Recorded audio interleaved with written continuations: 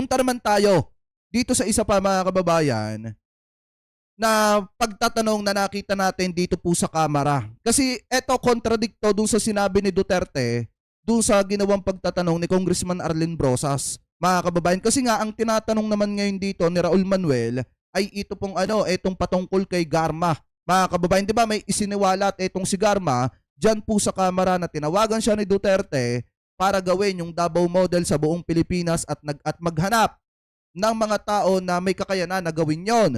So ngayon, pakinggan nyo itong sagot ni Duterte sa tanong ni Raul Manuel. Mga kababayan, ano po, i-play na po natin. Colonel or dating Colonel Garma, Regina Garma, totoo po ba na tumawag si dating Pangulong Rodrigo Duterte sa kanya para ipaliwanag kung bakit INC members kagaya ni Colonel Leonardo ang mainam na ilagay sa key roles